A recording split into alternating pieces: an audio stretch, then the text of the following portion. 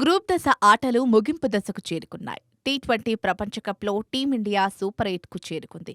టీమిండియాతో పాటు Australia, south Africa, West Indies జట్లు కూడా సూపర్ 8కు అధికారికంగా చేరుకున్నారు.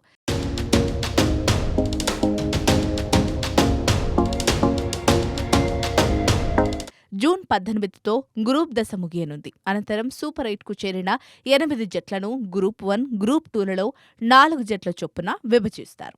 జూన్ 19 నుంచి సూపర్ 8 మ్యాచ్లు ఆరంభం కానున్నాయి.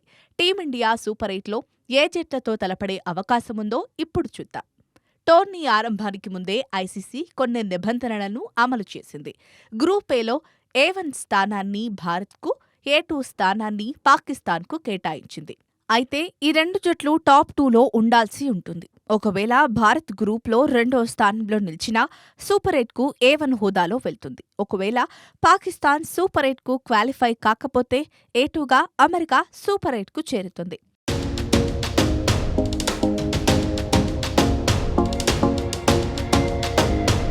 ఇక గ్రూప్ బిలో ఆస్ట్రేలియా టాపర్గా నిలిచిన B2గానే సూపర్ 8కు చేరుతుంది. B1 స్థానాన్ని ఇంగ్లాండ్కు కేటాయించింది.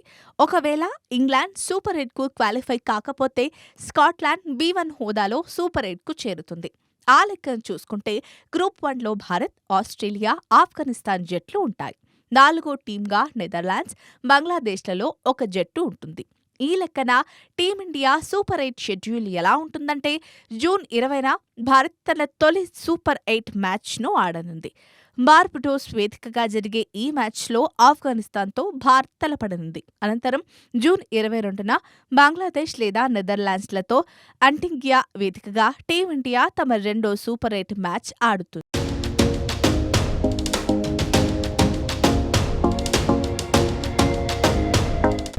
ఇక 24న వన్డే ప్రపంచకప్ ఛాంపియన్ ఆస్ట్రేలియాతో భారత్ ఆడుతుంది.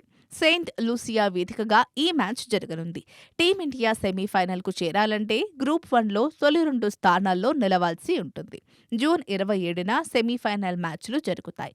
2 సెమీఫైనల్స్ మ్యాచ్లు కూడా ఒకే రోజు జరుగుతాయి. జూన్ 29న ఫైనల్ మ్యాచ్ జరగనుంది.